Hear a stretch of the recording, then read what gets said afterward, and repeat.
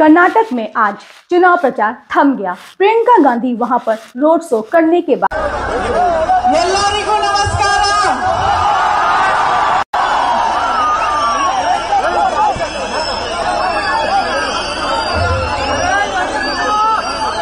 आपने इतना प्रेम दिया, बारिश में भी धूप में भी आए हमारी बातों को सुनने के लिए, हमारा इस्तकबाल करने के लिए। ನೀವೆಲ್ಲ ಇಷ್ಟು ಮಳೆಯಲ್ಲಿ ಬಿಸಿಲಲ್ಲಿ ನಮ್ಮ ಮಾತನ್ನು ಕೇಳೋದಕ್ಕೆ ನಮ್ಮನ್ನು ನೋಡೋದಕ್ಕೆ ಬಂದಿದ್ದೀರಾ. ನಿಮ್ಮೆಲ್ರಿಗೂ ನಾನು ಆಭಾರಿ ಅಂತ ಹೇಳ್ತಾರೆ.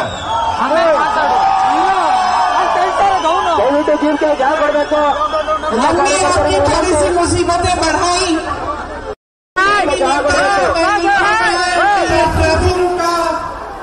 रोड शो किए तो रास्ते रुके, मीटिंग्स किए, इसके लिए मैं क्षमा मांगती हूँ। ನಿಮಗೆ ಏನಾದರೂ ತೊಂದರೆ ಆಗಿದ್ರೆ ನಮ್ಮ ಮೀಟಿಂಗ್ ಇಂದ ನಮ್ಮಿಂದ ಆಗ್ತಕ್ಕಂಥ ರೋಡ್ ಬ್ಲಾಕ್ ಇಂದ ಟ್ರಾಫಿಕ್ ಜಾಮ್ ಇಂದ ನಮ್ಮಿಂದ ಯಾವುದೇ ರೀತಿ ತೊಂದರೆ ಆಗಿದ್ರು ನಾನು ನಿಮ್ಮಲ್ಲಿ ಕ್ಷಮಾಪಣೆ ಕೇಳ್ತೀನಿ. आपके प्रेम का हमें थोड़ा सा फायदा था। ನಾನು ನಿಮ್ಮ ಪ್ರೀತಿಯ ಲಾಭ ತಗೊಂಡಿದ್ದೀನಿ. सबसे पहले तो मैं बहुत बहुत धन्यवाद देना चाहती हूँ आपका कि आपने इतना प्रेम दिया और इस तरह से हमारा स्वागत किया। ಎಲ್ಲದಕ್ಕಿಂತ ಮೊದಲಾಗಿ ನಾನು ನಿಮ್ಮೆಲ್ಲರಿಗೂ ಧನ್ಯವಾದಗಳು ಹೇಳಕ್ಕೆ ಇಷ್ಟಪಡ್ತೀನಿ. ನೀವು ಇಷ್ಟು ಒಳ್ಳೆ ಗೌರವದಿಂದ ಅಭಿಮಾನದಿಂದ ಇಷ್ಟು ಪ್ರೀತಿಯಿಂದ ನಮ್ಮೆಲ್ಲರನ್ನೂ ನೀವು ಸ್ವಾಗತ ಮಾಡ್ತೀರಾ. आज चुनाव का आखिरी दिन है प्रचार का।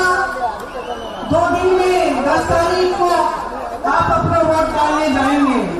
ಇವತ್ತು ಚುನಾವಣೆಯ ಕೊನೆಯ ದಿನದ ಪ್ರಚಾರ 10ನೇ ತಾರೀಕು ತಾವೆಲ್ಲರೂ ಕೂಡ ವೋಟ್ ಹಾಕೋದಕ್ಕೆ ಹೋಗ್ತಾ ಇದ್ದೀರಾ.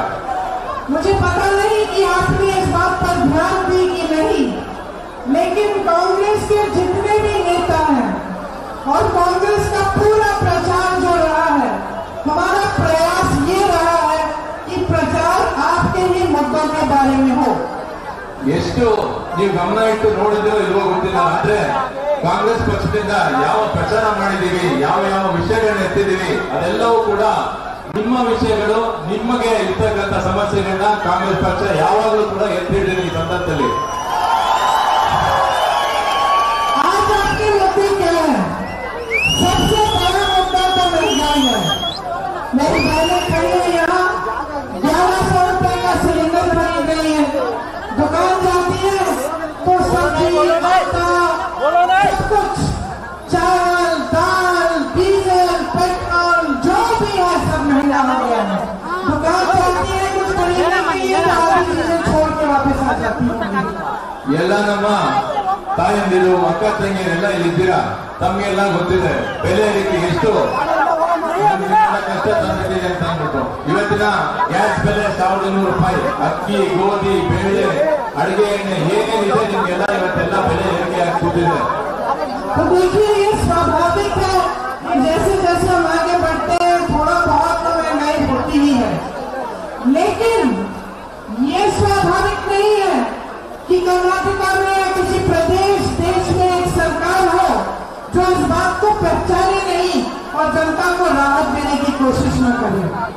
ಈ ರೀತಿ ಎಲ್ಲೂ ಸಾಧ್ಯ ಇಲ್ಲ. ಯಾವಾಗ ಯಾವಾಗ ಕಾಲಕ್ರಮೇಣ ಅಭಿವೃದ್ಧಿ ಆಗ್ತಿದ್ದಾಗೆ, ಕಾಲಕ್ರಮೇಣ ಆಗ್ತಿದ್ದಾಗೆ ಬೆಲೆ ಏರಿಕೆ ಆಗ್ತಾನೆ ಇರುತ್ತೆ. ಆದ್ರೆ ಯಾವಾಗ ಕೂಡ ಸರ್ಕಾರ ಜನರ ತೊಂದರೆಯನ್ನ ನೀಗಿಸೋದಕ್ಕೆ, ಜನರ ತೊಂದರೆಯನ್ನ ಬಗೆಹರಿಸೋದಕ್ಕೆ ಪ್ರಯತ್ನ ಮಾಡದೇ ಇರುವಂತದ್ದು ಮೊದಲನೇದು ಕರ್ನಾಟಕದಲ್ಲಿ. महंगाई बढ़ रही है तो सरकार का कर्तव्य है कि जहां जहां सबसे ज्यादा मुश्किल हो रही है, जो इस महंगाई का सबसे ज्यादा बोझ उठा रहा है, उसके लिए राहत के कुछ स्कीम लाए, किसी तरह से उनको उनकी सहायता करें। ಸರ್ಕಾರದ ಕರ್ತವ್ಯ ಏನು ಅಂತಂದ್ರೆ ಯಾವಾಗ ಯಾವಾಗ ಬೆಲೆ ಏರಿಕೆ ಆಗುತ್ತೆ, ಯಾವಾಗ ತೊಂದರೆ ಆಗುತ್ತೆ ಜನರಿಗೆ, ಅದಕ್ಕೆ ಪರಿಹಾರ ಕೊಡೋದು, ಅದಕ್ಕೆ ಕಷ್ಟ ನೀಗಿಸುವಂತದ್ದು ಸರ್ಕಾರದ ಮೊದಲನೇ ಆದ್ಯತೆ ಇರುತ್ತೆ. सरकार का कर्तव्य है कि रोजगार बनाए, नए नए उद्योग छोटे हो या बड़े हो उनकी सहायता करके रोजगार बनाए, जो सरकारी पद खाली पड़े हैं उनको भर के रोजगार बनाए और तमाम ऐसे कार्य करें जिससे ಸರ್ಕಾರದ ಕರ್ತವ್ಯ ಏನು ಅಂತಂದ್ರೆ ಏನಿವತ್ತು ಏನಿವತ್ತು ಅನ್ಎಂಪ್ಲಾಯ್ಮೆಂಟ್ ಇದೆ, ಏನಿವತ್ತು ನಿರುದ್ಯೋಗ ಇದೆ, ಅದನ್ನ ಬಗೆಹರಿಸುವಂಥದ್ದು, ಜನರಿಗೆ ಉದ್ಯೋಗ ಕೊಡುವಂಥದ್ದು, ಯಾವ ಸರ್ಕಾರಿ ಉದ್ಯೋಗಗಳು ಖಾಲಿ ಬಿದ್ದಿದ್ರೆ ಅದನ್ನೆಲ್ಲ ಭರಿಸುವಂಥದ್ದು ಸರ್ಕಾರದ ಮೊದಲನೇ ಆದ್ಯತೆ. और हर सरकार की एक पहचान बन जाती है। सरकारें आमतौर से कुछ अच्छा करके ही जाती है तो लोग याद करते हैं, अच्छा उसकी सरकार में ऐसा हुआ था, उनकी सरकार में हरित क्रांति आई, या किसी और की सरकार में टेक्नोलॉजी में भारत आगे बढ़ गया, ऐसी ऐसी चीजों के लिए सरकारें पहचानी जाती हैं। ಎಲ್ಲ ಸರ್ಕಾರಗಳು ಯಾವ್ದಾದ್ರು ಒಂದು ಮಾಡಿರ್ತಕ್ಕಂಥ ಸಾಧನೆಗೆ ಗುರುತು ಪಡ್ತವೆ. ಒಂದು ಸರ್ಕಾರ ಟೆಕ್ನಾಲಜಿ ಮುಂದೆ ಹೋಯ್ತು ಅಂತಂದ್ರೆ ಇನ್ನೊಂದು ಸರ್ಕಾರ ಬೇರೆ ರೀತಿಯಲ್ಲಿ ಅಭಿವೃದ್ಧಿ ಮಾಡ್ತು ಅಂತ ಹೆಸರು ತಗೊಳ್ತದೆ. लेकिन 3.5 सालों से जो बीजेपी की सरकार कर्नाटका में आई, सबसे पहले तो गलत तरह से आई, दूसरी सरकार को तोड़कर पैसों का इस्तेमाल, प्रेशर का इस्तेमाल करके बनी, और उसके बाद से आज तक अगर वो पहचानी जाती है तो इस नाम से पहचानी जाती है 40% सरकार।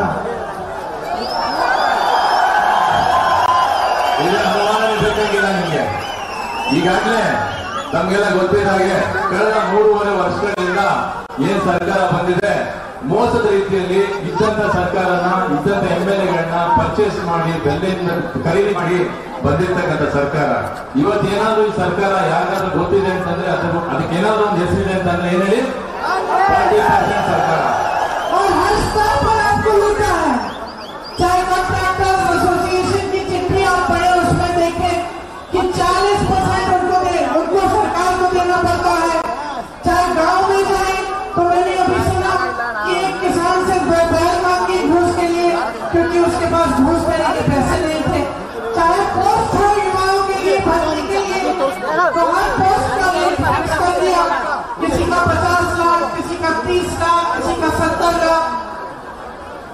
ನೀವು ಹಳ್ಳಿಗಳಿಗೆ ಹೋದ್ರೆ ಒಂದು ಕೆಲಸ ಇರ್ಬೇಕಾದ್ರೆ ಈಗ ಲಂಚ ಯಾವ ರೀತಿ ಅಂದ್ರೆ ಹಸು ಕೇಳ್ತಾರೆ, ಹಸು ಒಂದು ಲಂಚ ಕೊಡಿ ಅಂತ ಕೇಳ್ತಾರೆ. ಹಾಗೆ ಸರ್ಕಾರಿ ಹುದ್ದೆಗಳನ್ನ ಬರೆಸ್ಬೇಕಾದ್ರೆ ನಮ್ಗೆಲ್ಲ ಗೊತ್ತಿದೆ, KPSC ಸ್ಕ್ಯಾಮ್ ನಡೀತು, ಇನ್ನೊಂದು ನಡೀತು, 30 ಲಕ್ಷ 40 ಲಕ್ಷ 50 ಲಕ್ಷಗಳನ್ನ ಲಂಚವಾಗಿ ಪಡೆದು ಅವರು ಕೆಲಸ ಕೊಡುವಂತ ಕೆಲಸ ಮಾಡ್ತಾ ಇದ್ದಾರೆ.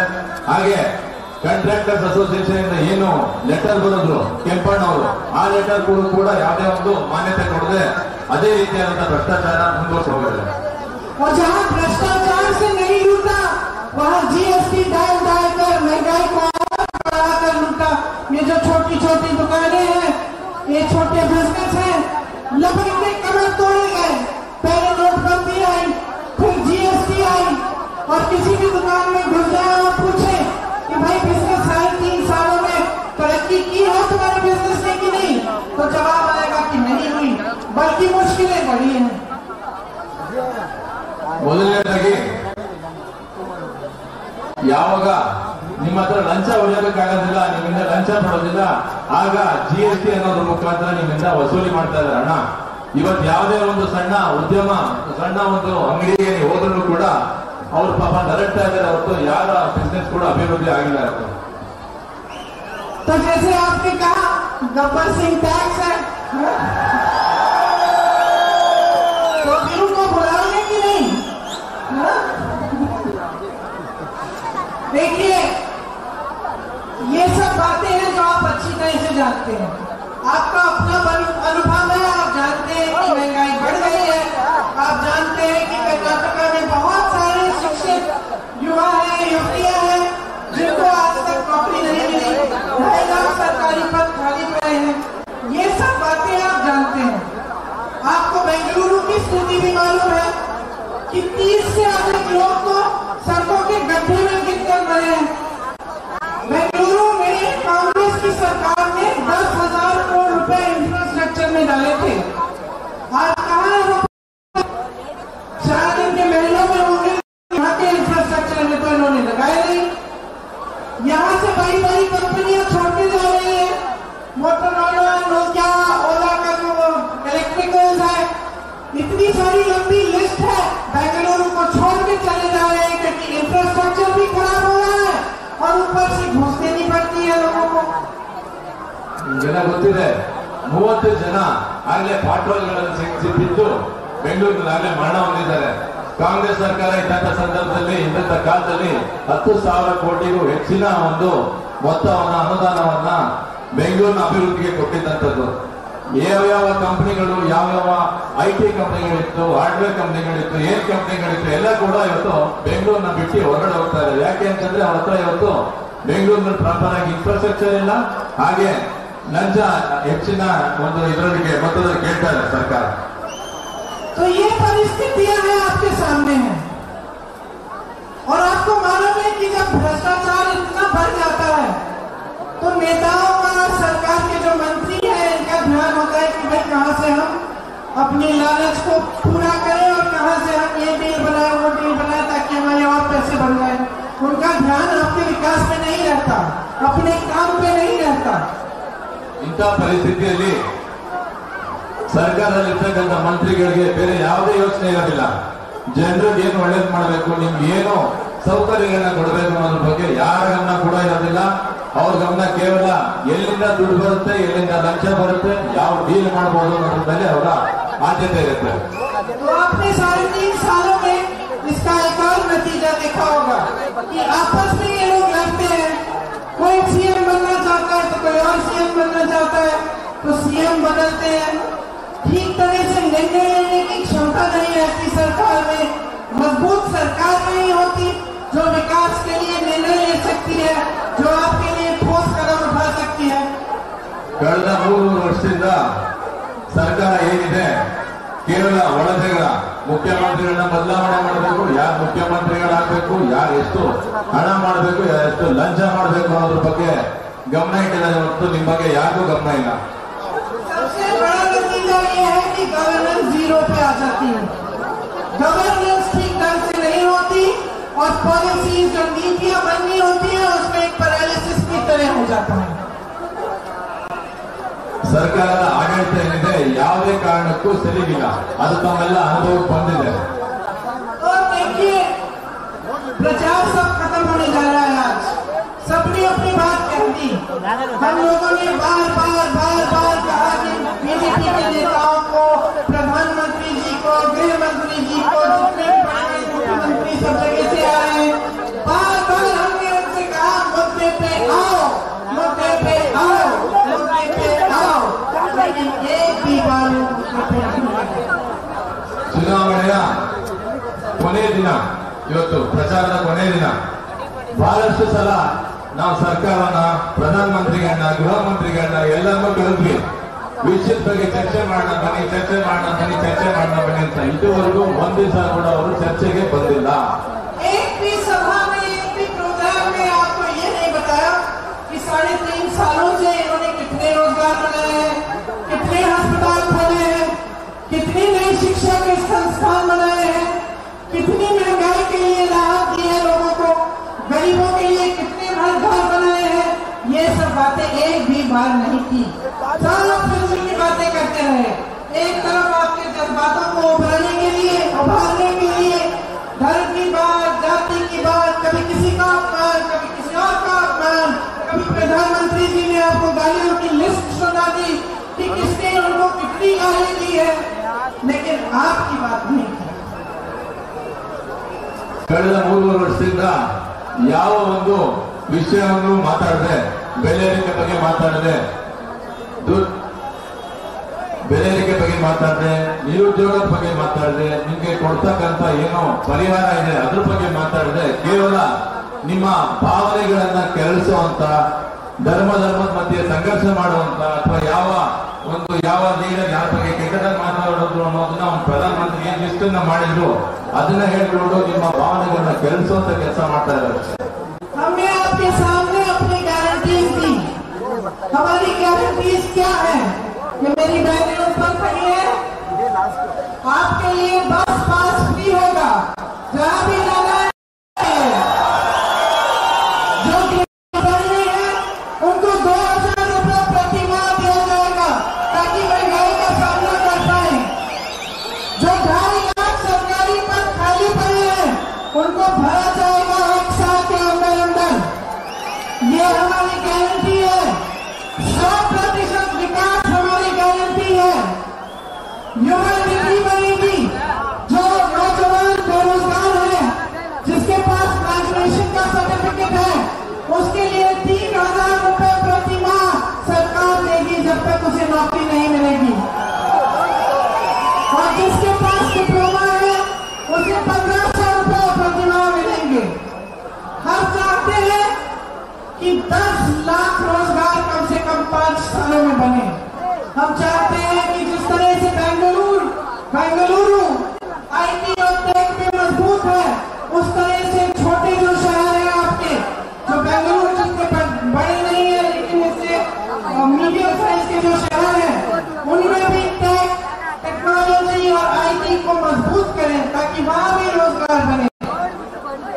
ನಮ್ಮ ಸೋದರಿಯರೆಲ್ಲ ಏನಿದ್ದೀರಾ ಇಲ್ಲಿ ನಮ್ಗೆಲ್ಲ ತಿಳಿದಾಗೆ ಬಸ್ ಪಾಸ್ ಅಲ್ಲ, ಬಸ್ ಪ್ರಯಾಣ ಇಡೀ ಕರ್ನಾಟಕದಲ್ಲಿ ಉಚಿತವಾಗಿ ಮಾಡಿದೀವಿ.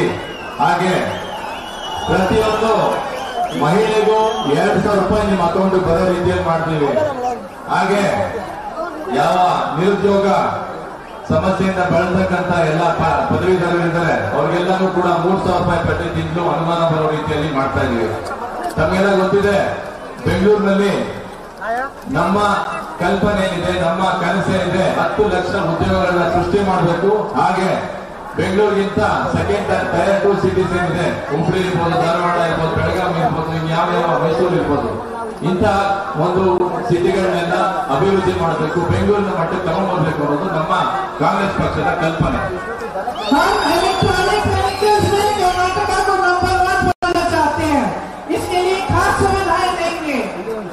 हम हर अलग-अलग विधानसभाओं में 10 करोड़ का फंड देना चाहते हैं ताकि नौजवान अगर स्टार्टअप करना चाहे शुरू तो उनको वही विधानसभा से सहायता मिल सकती है.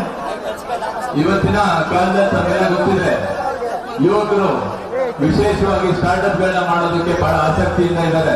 ಪ್ರತಿ ವಿಧಾನಸಭಾ ಕ್ಷೇತ್ರಕ್ಕೂ ಕಾಂಗ್ರೆಸ್ ಪಕ್ಷ ಅಧಿಕಾರಕ್ಕೆ ಬಂದ ನಂತರ 10 ಕೋಟಿ ಅನುದಾನವನ್ನ ಕೇವಲ ಯುವಕರಿಗೆ ಸ್ಟಾರ್ಟ್ಅಪ್ ಗಳು ಯಾರು ಮಾಡಬೇಕಂತಾರೆ ಅವ್ರಿಗೆ ಕೊಟ್ಟು ಅಲ್ಲೇ ಆ ಸ್ಟಾರ್ಟ್ಅಪ್ಗೆ ಬೇಕಾದಂತಹ ಹಣವನ್ನ ಅದೇ ಅನುದಾನ ತಗೊಳ್ಳೋ ರೀತಿಯಲ್ಲಿ ನಾವು ವ್ಯವಸ್ಥೆ ಮಾಡಿಕೊಡ್ತೀವಿ. जैसे बीदर से चामराजनगर तक एक पूरा इंफ्रास्ट्रक्चर का कॉरिडोर बनाएंगे और टाउनशिप बनाएंगे उस पूरी इंफ्रास्ट्रक्चर के आसपास, ताकि और भी उद्योग यहाँ पे बढ़ पाए और मजबूत बन पाए. इस तरह की पूरी योजना बनी है कि कर्नाटका में हम किस तरह से अगले 5 सालों में रोजगार बढ़ा पाए. जो महंगाई से आपको मुसीबतें का सामना करना पड़ रहा है, उनके लिए आपकी किस सहायता करेंगे, किस तरह से शिक्षा के लिए हम और काम करेंगे, ये सारा पूरा प्लान बनाया हुआ है और हमारे मैनिफेस्टो में भी है. ಕಾಂಗ್ರೆಸ್ ಪಕ್ಷ ಏನು ಒಂದು ಪ್ರಣಾಳಿಕೆ, ಒಂದು ರೋಡ್ ಮ್ಯಾಪ್ ಅನ್ನು ತಯಾರು ಮಾಡಿದೆ. ಬೀದರ್ನಿಂದ ಹಿಡಿದು ಚಾಮರಾಜನಗರದವರೆಗೂ ಒಂದು ಇನ್ಫ್ರಾಸ್ಟ್ರಕ್ಚರ್ ಕಾರಿಡಾರ್ ಅನ್ನು ಮಾಡಬೇಕು.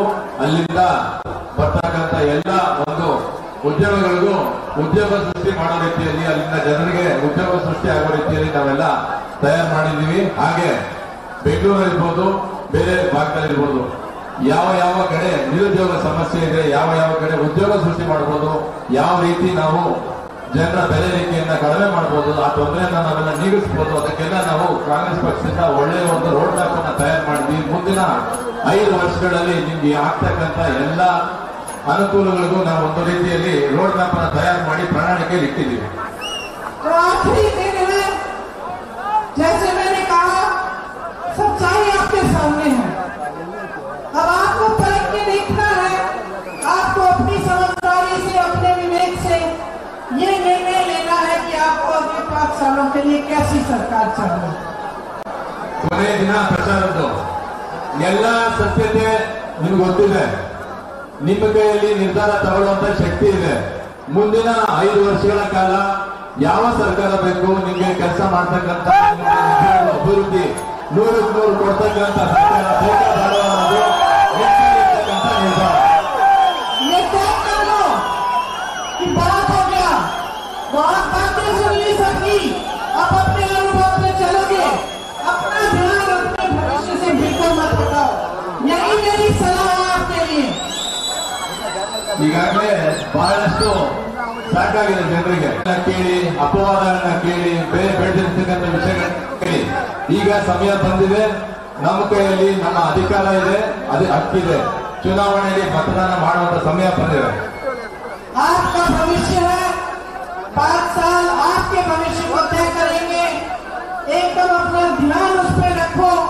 कौन क्या कह रहा है, किसने क्या करके दिखाया है, कौन आपका ध्यान भटकाना चाहता है, कौन आपकी विकास की बात कर रहा है, और ऐसा निर्णय लो कि कर्नाटका में जो नई सरकार बनेगी वो सबसे पहले सर्वोपरि पब्लिक को रखेगी और आपका आदर करेगी. ಈಗೆಲ್ಲ ಸಾಕಾಗಿದೆ.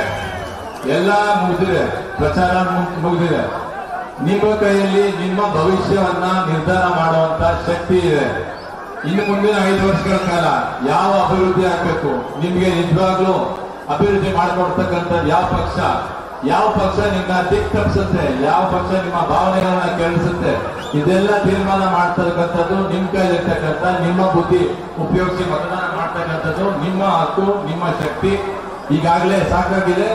ನೀವು ಒಳ್ಳೆಯ ಒಂದು ನಿರ್ಧಾರ ತಗೊಳ್ಳುವಂತ ಸಮಯ ಬಂದಿದೆ.